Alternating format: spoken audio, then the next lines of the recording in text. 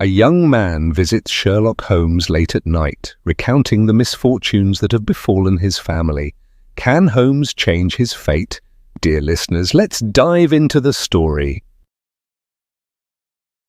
When I glance over my notes and records of the Sherlock Holmes cases between the years 82 and 90, I am faced by so many which present strange and interesting features that it is no easy matter to know which to choose and which to leave. Some, however, have already gained publicity through the papers, and others have not offered a field for those peculiar qualities which my friend possessed in so high a degree, and which it is the object of these papers to illustrate. Some, too, have baffled his analytical skill, and would be, as narratives, beginnings without an ending, while others have been but partially cleared up, and have their explanations founded rather upon conjecture and surmise than on that absolute logical proof which was so dear to him. There is, however, one of these last which was so remarkable in its details and so startling in its results that I am tempted to give some account of it, in spite of the fact that there are points in connection with it which never have been, and probably never will be, entirely cleared up. The year 87 furnished us with a long series of cases of greater or less interest, of which I retain the records. Among my headings under this 12 months, I find an account of the adventure of the Paradol Chamber of the Amateur Mendicant Society, who held a luxurious club in the lower vault of a furniture warehouse, of the facts connected with the loss of the British bark Sophie Anderson, of the singular adventures of the Grice Pattersons in the island of Ufa, and finally of the Camberwell poisoning case. In the latter, as may be remembered, Sherlock Holmes was able, by winding up the dead man's watch, to prove that it had been wound up 2 hours before, and that therefore the deceased had gone to bed within that time, a deduction which was of the greatest importance in clearing up the case. All these I may sketch out at some future date, but none of them present such singular features as the strange train of circumstances which I have now taken up my pen to describe. It was in the latter days of September, and the equinoctial gales had set in with exceptional violence. All day the wind had screamed and the rain had beaten against the windows, so that even here in the heart of great, handmade London, we were forced to raise our minds for the instant from the routine of life and to recognize the presence of those great elemental forces which shriek at mankind through the bars of his civilization, like untamed beasts in a cage. As evening drew in, the storm grew higher and louder, and the wind cried and sobbed like a child in the chimney. Sherlock Holmes sat moodily at one side of the fireplace, cross-indexing his records of crime, while I at the other was deep in one of Clark Russell's fine sea stories, until the howl of the gale from without seemed to blend with the text, and the splash of the rain to lengthen out into the long swash of the sea waves. My wife was on a visit to her mother's, and for a few days I was a dweller once more in my old quarters at Baker Street. "Why," said I, glancing up at my companion, "that was surely the bell. Who could come tonight? Some friend of yours, perhaps?" "Except yourself, I have none," he answered. "I do not encourage visitors." "A client, then? If so, it is a serious case." "Nothing less would bring a man out on such a day and at such an hour, but I take it that it is more likely to be some crony of the landlady's." Sherlock Holmes was wrong in his conjecture, however, for there came a step in the passage and a tapping at the door. He stretched out his long arm to turn the lamp away from himself and towards the vacant chair upon which a newcomer must sit. "Come in," said he. The man who entered was young, some 22 at the outside, well-groomed and trimly clad, with something of refinement and delicacy in his bearing. The steaming umbrella which he held in his hand, and his long, shining waterproof told of the fierce weather through which he had come. He looked about him anxiously in the glare of the lamp, and I could see that his face was pale and his eyes heavy, like those of a man who is weighed down with some great anxiety. "I owe you an apology," he said, raising his golden pince-nez to his eyes. I trust that I am not intruding. I fear that I have brought some traces of the storm and rain into your snug chamber. Give me your coat and umbrella, said Holmes. They may rest here on the hook and will be dry presently. You have come up from the southwest, I see. Yes, from Horsham. That clay and chalk mixture which I see upon your toe caps is quite distinctive. I have come for advice. That is easily got. And help. That is not always so easy.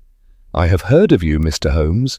I heard from Major Prendergast how you saved him in the Tankerville Club scandal. Ah, of course, he was wrongfully accused of cheating at cards. He said that you could solve anything. He said too much, that you are never beaten. I have been beaten 4 times, 3 times by men, and once by a woman. But what is that compared with the number of your successes?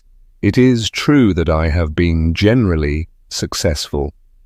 Then you may be so with me. I beg that you will draw your chair up to the fire and favour me with some details as to your case. It is no ordinary one. None of those which come to me are.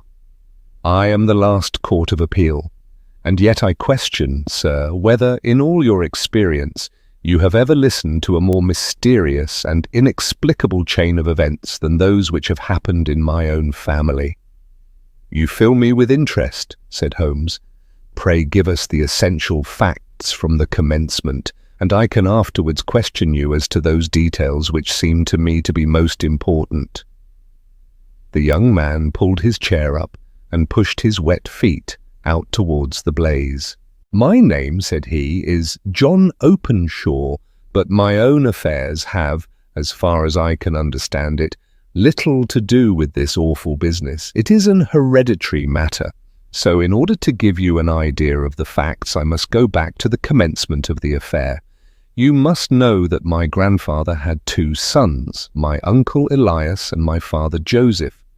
My father had a small factory at Coventry, which he enlarged at the time of the invention of bicycling. He was the patentee of the Openshaw unbreakable tire, and his business met with such success that he was able to sell it and to retire upon a handsome competence. My uncle Elias emigrated to America when he was a young man and became a planter in Florida, where he was reported to have done very well. At the time of the war, he fought in Jackson's army, and afterwards under Hood, where he rose to be a colonel. When Lee laid down his arms, my uncle returned to his plantation, where he remained for 3 or 4 years. About 1869 or 1870 he came back to Europe and took a small estate in Sussex, near Horsham. He had made a very considerable fortune in the States, and his reason for leaving them was his aversion to the Negroes and his dislike of the Republican policy in extending the franchise to them. He was a singular man, fierce and quick-tempered, very foul-mouthed when he was angry, and of a most retiring disposition. During all the years that he lived at Horsham, I doubt if ever he set foot in the town.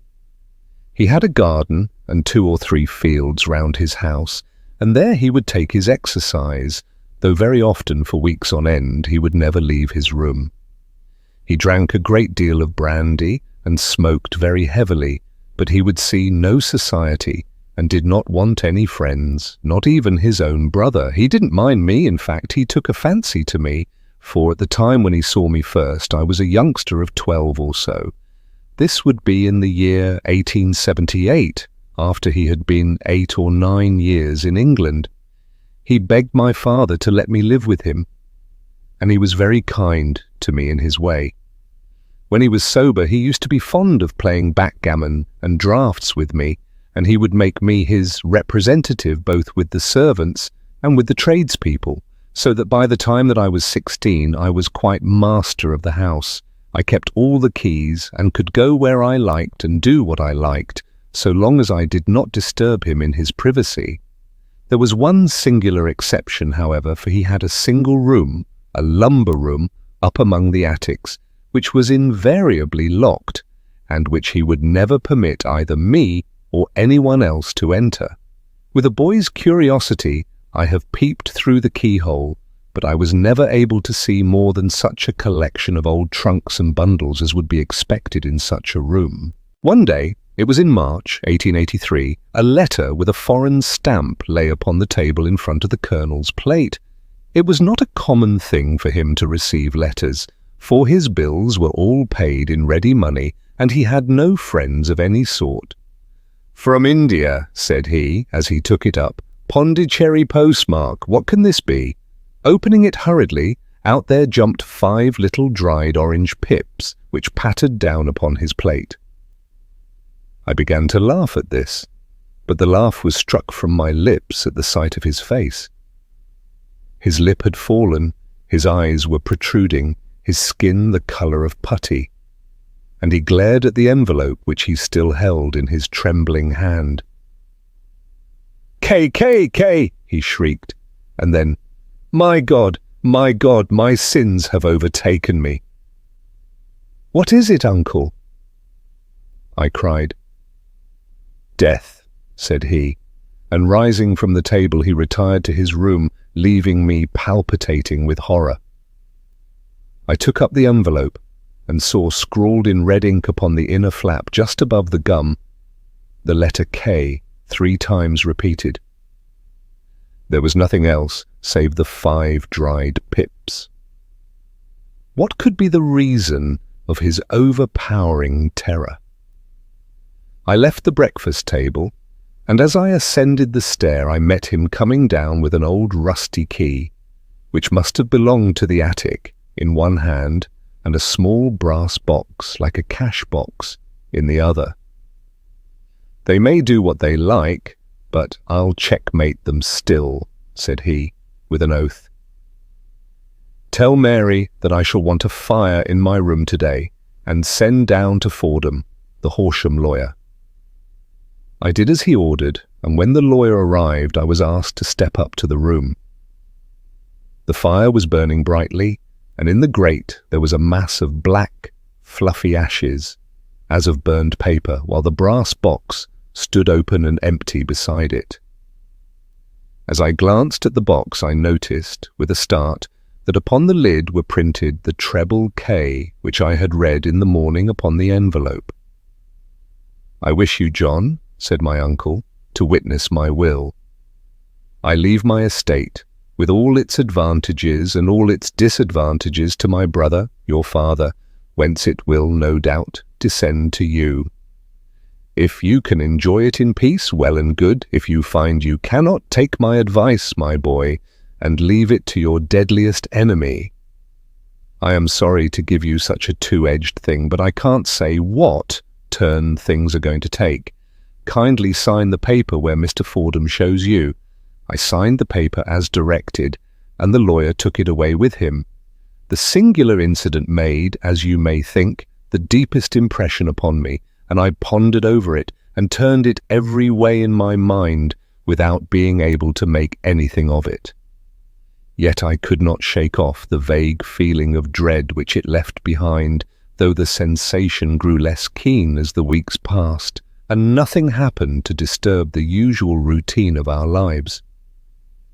I could see a change in my uncle, however. He drank more than ever, and he was less inclined for any sort of society. Most of his time he would spend in his room with the door locked upon the inside, but sometimes he would emerge in a sort of drunken frenzy, and would burst out of the house and tear about the garden with a revolver in his hand, screaming out that he was afraid of no man, and that he was not to be cooped up, like a sheep in a pen, by man or devil. When these hot fits were over, however, he would rush tumultuously in at the door, and lock and bar it behind him, like a man who can brazen it out no longer against the terror which lies at the roots of his soul. At such times I have seen his face, even on a cold day, glisten with moisture, as though it were new, raised from a basin. Well, to come to an end of the matter, Mr. Holmes, and not to abuse your patience, there came a night when he made one of those drunken sallies from which he never came back. We found him, when we went to search for him, face downward in a little green-scummed pool which lay at the foot of the garden. There was no sign of any violence, and the water was but 2 feet deep, so that the jury, having regard to his known eccentricity, brought in a verdict of suicide. But I, who knew how he winced from the very thought of death, had much ado to persuade myself that he had gone out of his way to meet it. The matter passed, however, and my father entered into possession of the estate and of some 14 million which lay to his credit at the bank. "One moment," Holmes interposed. "Your statement is, I foresee, one of the most remarkable to which I have ever listened. Let me have the date of the reception by your uncle of the letter, and the date of his supposed suicide." The latter arrived on March the 10th, 1883. His death was 7 weeks later, upon the night of May the 2nd. "Thank you. Pray proceed." When my father took over the Horsham property, he, at my request, made a careful examination of the attic, which had been always locked up. We found the brass box there, although its contents had been destroyed. On the inside of the cover was a paper label with the initials of K. KK repeated upon it, and letters, memoranda, receipts, and a register written beneath. These, we presume, indicated the nature of the papers which had been destroyed by Colonel Openshaw. For the rest, there was nothing of much importance in the attic, save a great many scattered papers and notebooks bearing upon my uncle's life in America.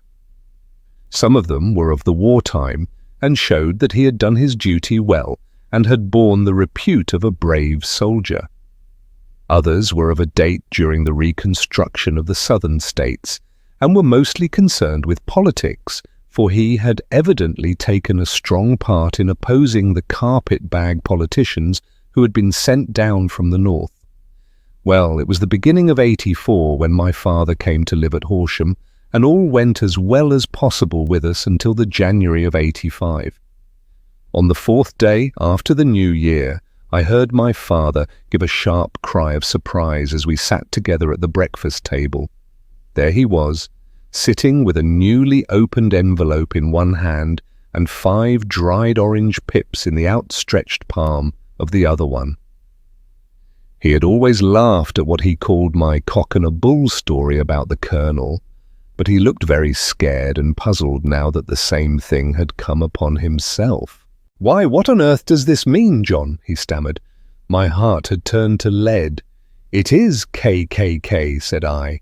He looked inside the envelope. "So it is," he cried. "Here are the very letters. But what is this written above them?" "Put the papers on the sundial," I read, peeping over his shoulder. "What papers? What sundial?" he asked. "The sundial in the garden." "There is no other," said I. "But the papers must be those that are destroyed." "Pooh," said he, gripping hard at his courage. "We are in a civilized land here, and we can't have tomfoolery of this kind. Where does the thing come from?" "From Dundee," I answered, glancing at the postmark. "Some preposterous practical joke," said he. "What have I to do with sundials and papers? I shall take no notice of such nonsense. I should certainly speak to the police," I said. "And be laughed at for my pains." "Nothing of the sort." "Then let me do so?" "No, I forbid you. I won't have a fuss made about such nonsense." It was in vain to argue with him, for he was a very obstinate man. I went about, however, with a heart which was full of forebodings. On the 3rd day after the coming of the letter, my father went from home to visit an old friend of his, Major Freebody, who is in command of one of the forts upon Portsdown Hill. I was glad that he should go, for it seemed to me that he was farther from danger when he was away from home. In that, however, I was in error. Upon the 2nd day of his absence, I received a telegram from the Major imploring me to come at once. My father had fallen over one of the deep chalk pits which abound in the neighbourhood, and was lying senseless with a shattered skull. I hurried to him, but he passed away without having ever recovered his consciousness. He had, as it appears, been returning from Fareham in the twilight, and as the country was unknown to him and the chalk pit unfenced, the jury had no hesitation in bringing in a verdict of death from accidental causes. Carefully as I examined every fact connected with his death, I was unable to find anything which could suggest the idea of murder. There were no signs of violence, no footmarks, no robbery, no record of strangers having been seen upon the roads. And yet I need not tell you that my mind was far from at ease, and that I was well nigh certain that some foul plot had been woven round him. In this sinister way, I came into my inheritance. You will ask me why I did not dispose of it? I answer, because I was well convinced that our troubles were in some way dependent upon an incident in my uncle's life, and that the danger would be as pressing in one house as in another. It was in January 85 that my poor father met his end, and 2 years and 8 months have elapsed since then. During that time I have lived happily at Horsham, and I had begun to hope that this curse had passed away from the family, and that it had ended with the last generation. I had begun to take comfort too soon, however. Yesterday morning the blow fell in the very shape in which it had come upon my father.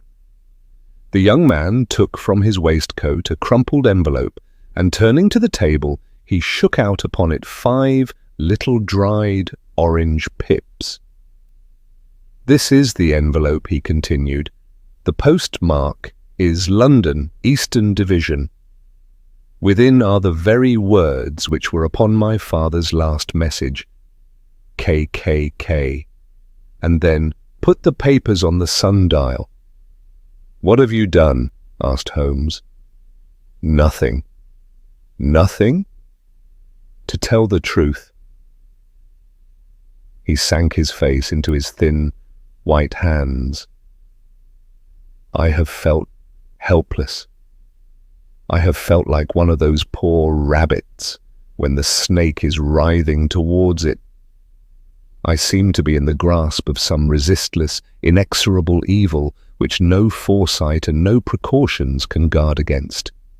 "Tut, tut!" cried Sherlock Holmes. "You must act, man, or you are lost. Nothing but energy can save you. This is no time for despair. I have seen the police. Ah, but they listened to my story with a smile. I am convinced that the inspector has formed the opinion that the letters are all practical jokes, and that the deaths of my relations were really accidents, as the jury stated, and were not to be connected with the warnings." Holmes shook his clenched hands in the air. "Incredible imbecility!" he cried. "They have, however, allowed me a policeman who may remain in the house with me." "Has he come with you tonight?" "No." His orders were to stay in the house. Again Holmes raved in the air. "Why did you come to me?" he said, "and above all, why did you not come at once?" "I did not know. It was only today that I spoke to Major Prendergast about my troubles and was advised by him to come to you. It is really 2 days since you had the letter. We should have acted before this. You have no further evidence, I suppose, than that which you have placed before us. No suggestive detail which might help us?" "There is one thing," said John Openshaw. He rummaged in his coat pocket, and drawing out a piece of discoloured, blue-tinted paper, he laid it out upon the table. "I have some remembrance," said he, "that on the day when my uncle burned the papers, I observed that the small unburned margins which lay amid the ashes were of this particular colour. I found this single sheet upon the floor of his room, and I am inclined to think that it may be one of the papers which has, perhaps, fluttered out from among the others, and in that way have escaped destruction. Beyond the mention of pips, I do not see that it helps us much. I think myself that it is a page from some private diary. The writing is undoubtedly my uncle's." Holmes moved the lamp, and we both bent over the sheet of paper, which showed by its ragged edge that it had indeed been torn from a book. It was headed March 1869, and beneath were the following enigmatical notices: Fourth, Hudson came, same old platform. Seventh, set the pips on Macaulay, Paramore, and John Swain of St. Augustine. Ninth, Macaulay cleared. 10th, John Swain cleared. 12th, visited Paramore. All well, thank you, said Holmes, folding up the paper and returning it to our visitor. And now you must on no account lose another instant. We cannot spare time even to discuss what you have told me. You must get home instantly and act. What shall I do? There is but one thing to do. It must be done at once. You must put this piece of paper which you have shown us into the brass box which you have described. You must also put in a note to say that all the other papers were burned by your uncle, and that this is the only one which remains. You must assert that in such words as will carry conviction with them. Having done this, you must at once put the box out upon the sundial as directed. Do you understand? Entirely. Do not think of revenge or anything of the sort at present. I think that we may gain that by means of the law, but we have our web to weave, while theirs is already woven. The first consideration is to remove the pressing danger which threatens you. The second is to clear up the mystery and to punish the guilty parties. I thank you, said the young man, rising and pulling on his overcoat. You have given me fresh life and hope. I shall certainly do as you advise. Do not lose an instant. And above all, take care of yourself in the meanwhile, for I do not think that there can be a doubt that you are threatened by a very real and imminent danger. How do you go back? By train from Waterloo. It is not yet 9. The streets will be crowded, so I trust that you may be in safety. And yet you cannot guard yourself too closely. I am armed. That is well. Tomorrow I shall set to work upon your case. I shall see you at Horsham then? No. Your secret lies in London. It is there that I shall seek it. Then I shall call upon you in a day, or in 2 days, with news as to the box and the papers. I shall take your advice in every particular. He shook hands with us and took his leave. Outside the wind still screamed and the rain splashed and pattered against the windows. This strange, wild story seemed to have come to us from amid the mad elements, blown in upon us like a sheet of seaweed in a gale, and now to have been reabsorbed by them once more. Sherlock Holmes sat for some time in silence, with his head sunk forward and his eyes bent upon the red glow of the fire. Then he lit his pipe, and leaning back in his chair, he watched the blue smoke rings as they chased each other up to the ceiling. I think, Watson, he remarked at last, that of all our cases we have had none more fantastic than this, save perhaps the sign of 4. Well, yes. Save perhaps that, and yet this John Openshaw seems to me to be walking amid even greater perils than did the Sholtos. But have you, I asked, formed any definite conception as to what these perils are? There can be no question as to their nature, he answered. Then what are they? Who is this KKK, and why does he pursue this unhappy family? Sherlock Holmes closed his eyes and placed his elbows upon the arms of his chair with his fingertips together. The ideal reasoner, he remarked, would, when he had once been shown a single fact in all its bearings, deduce from it not only all the chain of events which led up to it, but also all the results which would follow from it. As Cuvier could correctly describe a whole animal by the contemplation of a single bone, so the observer who has thoroughly understood one link in a series of incidents should be able to accurately state all the other ones, both before and after. We have not yet grasped the results which the reason alone can attain to. Problems may be solved in the study which have baffled all those who have sought a solution by the aid of their senses.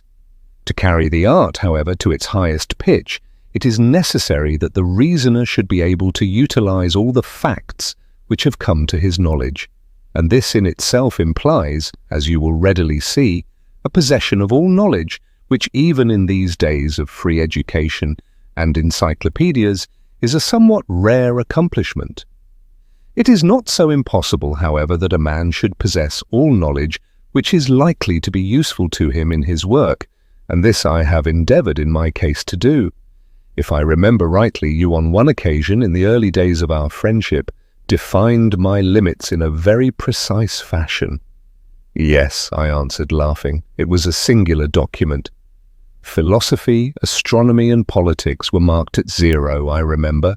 Botany variable, geology profound as regards the mud stains from any region within 50 miles of town, chemistry eccentric, anatomy unsystematic, sensational literature and crime records unique, violin player, boxer, swordsman, lawyer, and self-poisoner by cocaine and tobacco. Those, I think, were the main points of my analysis. Holmes grinned at the last item. Well, he said, I say now, as I said then, that a man should keep his little brain attic stocked with all the furniture that he is likely to use, and the rest he can put away in the lumber room of his library, where he can get it if he wants it. Now, for such a case as the one which has been submitted to us tonight, we need certainly to muster all our resources. Kindly hand me down the letter K of the American Encyclopedia, which stands upon the shelf beside you. Thank you. Now let us consider the situation and see what may be deduced from it. In the first place, we may start with a strong presumption that Colonel Openshaw had some very strong reason for leaving America. Men at his time of life do not change all their habits and exchange willingly the charming climate of Florida for the lonely life of an English provincial town. His extreme love of solitude in England suggests the idea that he was in fear of someone or something, so we may assume as a working hypothesis that it was fear of someone or something which drove him from America. As to what it was he feared, we can only deduce that by considering the formidable letters which were received by himself and his successors. Did you remark the postmarks of those letters? The first was from Pondicherry, the second from Dundee, and the third from London. From East London. What do you deduce from that? They are all seaports. That the writer was on board of a ship. Excellent. We have already a clue. There can be no doubt that the probability, the strong probability, is that the writer was on board of a ship. And now let us consider another point. In the case of Pondicherry, 7 weeks elapsed between the threat and its fulfillment. In Dundee, it was only some 3 or 4 days. Does that suggest anything? A greater distance to travel. But the letter had also a greater distance to come. Then I do not see the point. There is at least a presumption that the vessel in which the man or men are is a sailing ship. It looks as if they always sent their singular warning or token before them when starting upon their mission. You see how quickly the deed followed the sign when it came from Dundee. If they had come from Pondicherry in a steamer, they would have arrived almost as soon as their letter. But as a matter of fact, 7 weeks elapsed. I think that those 7 weeks represented the difference between the mail boat which brought the letter and the sailing vessel which brought the writer. It is possible, more than that, it is probable. And now you see the deadly urgency of this new case, and why I urged young Openshaw to caution. The blow has always fallen at the end of the time which it would take the senders to travel the distance. But this one comes from London, and therefore we cannot count upon delay. Good God, I cried, what can it mean, this relentless persecution? The papers which Openshaw carried are obviously of vital importance to the person or persons in the sailing ship. I think that it is quite clear that there must be more than one of them. A single man could not have carried out 2 deaths in such a way as to deceive a coroner's jury. There must have been several in it, and they must have been men of resource and determination. Their papers they mean to have, be the holder of them who it may. In this way, you see, KKK ceases to be the initials of an individual and becomes the badge of a society. But of what society? "Have you never," said Sherlock Holmes, bending forward and sinking his voice, "have you never heard of the Ku Klux Klan?" "I never have." Holmes turned over the leaves of the book upon his knee. "Here it is," said he presently. "Ku Klux Klan, a name derived from the fanciful resemblance to the sound produced by cocking a rifle. This terrible secret society was formed by some ex-Confederate soldiers in the southern states after the Civil War, and it rapidly formed local branches in different parts of the country, notably in Tennessee, Louisiana, the Carolinas, Georgia, and Florida. Its power was used for political purposes, principally for the terrorizing of the Negro voters and the murdering and driving from the country of those who were opposed to its views. Its outrages were usually preceded by a warning sent to the marked man in some fantastic but generally recognized shape: a sprig of oak leaves in some parts, melon seeds or orange pips in others. On receiving this, the victim might either openly abjure his former ways or might fly from the country. If he braved the matter out, death would unfailingly come upon him, and usually in some strange and unforeseen manner. So perfect was the organization of the society and so systematic its methods that there is hardly a case upon record where any man succeeded in braving it with impunity, or in which any of its outrages were traced home to the perpetrators. For some years the organization flourished, in spite of the efforts of the United States government and of the better classes of the community in the South. Eventually, in the year 1869, the movement rather suddenly collapsed, although there have been sporadic outbreaks of the same sort since that date. "You will observe," said Holmes, laying down the volume, "that the sudden breaking up of the society was coincident with the disappearance of Openshaw from America with their papers. It may well have been cause and effect. It is no wonder that he and his family have some of the more implacable spirits upon their track. You can understand that this register and diary may implicate some of the first men in the South, and that there may be many who will not sleep easy at night until it is recovered. Then the page we have seen is such as we might expect. It ran, if I remember right, sent the pips to A, B, and C, that is, sent the society's warning to them. Then there are successive entries that A and B cleared or left the country, and finally that C was visited, with, I fear, a sinister result for C. Well, I think, Doctor, that we may let some light into this dark place, and I believe that the only chance young Openshaw has in the meantime is to do what I have told him.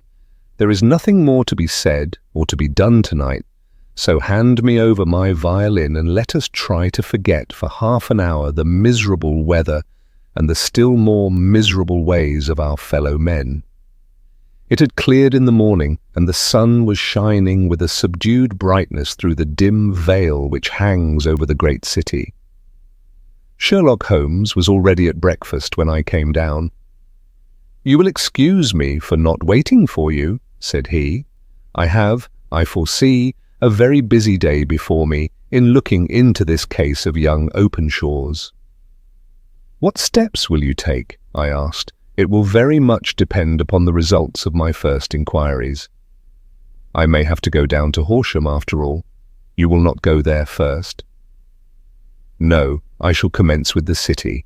Just ring the bell, and the maid will bring up your coffee." As I waited, I lifted the unopened newspaper from the table and glanced my eye over it. It rested upon a heading which sent a chill to my heart. "Holmes," I cried, "you are too late."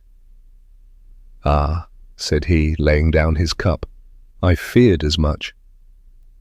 "How was it done?" He spoke calmly, but I could see that he was deeply moved. My eye caught the name of Openshaw and the heading, "Tragedy near Waterloo Bridge." Here is the account.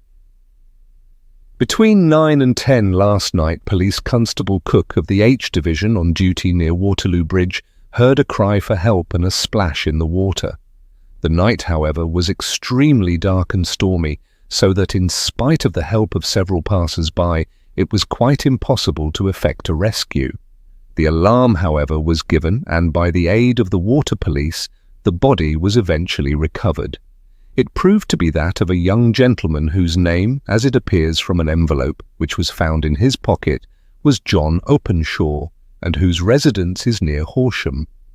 It is conjectured that he may have been hurrying down to catch the last train from Waterloo Station, and that in his haste and the extreme darkness he missed his path and walked over the edge of one of the small landing places for river steamboats.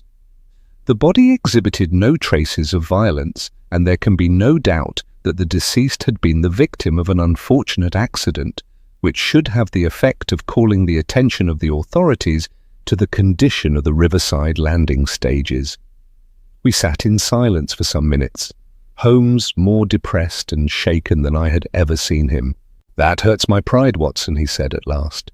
"It is a petty feeling, no doubt, but it hurts my pride. It becomes a personal matter with me now, and if God sends me health, I shall set my hand upon this gang, that he should come to me for help, and that I should send him away to his death." He sprang from his chair and paced about the room in uncontrollable agitation, with a flush upon his sallow cheeks, and a nervous clasping and unclasping of his long, thin hands. "They must be cunning devils," he exclaimed at last. "How could they have decoyed him down there? The embankment is not on the direct line to the station. The bridge, no doubt, was too crowded, even on such a night, for their purpose. Well, Watson, we shall see who will win in the long run. I am going out now. To the police? No, I shall be my own police. When I have spun the web, they may take the flies, but not before. All day I was engaged in my professional work, and it was late in the evening before I returned to Baker Street. Sherlock Holmes had not come back yet. It was nearly 10 o'clock before he entered, looking pale and worn. He walked up to the sideboard, and tearing a piece from the loaf, he devoured it voraciously, washing it down with a long draught of water. "You are hungry," I remarked. "Starving." It had escaped my memory. "I have had nothing since breakfast." "Nothing, not a bite. I had no time to think of it." "And how have you succeeded? Well, you have a clue?" "I have them in the hollow of my hand. Young Openshaw shall not long remain unavenged." "Why, Watson, let us put their own devilish trademark upon them." "It is well thought of." "What do you mean?" He took an orange from the cupboard, and tearing it to pieces, he squeezed out the pips upon the table. Of these he took 5 and thrust them into an envelope. On the inside of the flap he wrote S.H. for J.O. Then he sealed it and addressed it to Captain James Calhoun, Bark Lone Star, Savannah, Georgia. "That will await him when he enters port," said he, chuckling. "It may give him a sleepless night. He will find it as sure a precursor of his fate as Openshaw did before him." "And who is this Captain Calhoun, the leader of the gang?" "I shall have the others, but he first." "How did you trace it, then?" He took a large sheet of paper from his pocket, all covered with dates and names. "I have spent the whole day," said he, "over Lloyd's registers and the files of the old papers, following the future career of every vessel which touched at Pondicherry in January and February in '83. There were 36 ships of fair tonnage which were reported there during those months. Of these one, the Lone Star, instantly attracted my attention, since although it was reported as having cleared from London, the name is that which is given to one of the states of the Union. Texas, I think. I was not and am not sure which, but I knew that the ship must have an American origin. What then? I searched the Dundee records, and when I found that the bark Lone Star was there in January '85, my suspicion became a certainty. I then inquired as to the vessels which lay at present in the port of London. Yes, the Lone Star had arrived here last week. I went down to the Albert Dock and found that she had been taken down the river by the early tide this morning, homeward bound to Savannah. I wired to Gravesend and learned that she had passed some time ago, and as the wind is easterly, I have no doubt that she is now past the Goodwins and not very far from the Isle of Wight. What will you do then? Oh, I have my hand upon him. He and the two mates are, as I learn, the only native-born Americans in the ship. The others are Finns and Germans. I know also that they were all three away from the ship last night.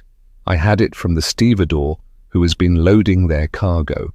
By the time that their sailing ship reaches Savannah, the mailboat will have carried this letter, and the cable will have informed the police of Savannah that these three gentlemen are badly wanted here upon a charge of murder. There is ever a flaw, however, in the best laid of human plans, and the murderers of John Openshaw were never to receive the orange pips, which would show them that another, as cunning and as resolute as themselves, was upon their track. Very long and very severe were the equinoctial gales that year. We waited long for news of the Lone Star of Savannah, but none ever reached us. We did at last hear that somewhere far out in the Atlantic a shattered stern post of a boat was seen swinging in the trough of a wave with the letters L.S. carved upon it, and that is all which we shall ever know of the fate of the Lone Star. Do you think all the bad guys have been punished? Have all the victims received justice? Share your thoughts in the comments. See you next time.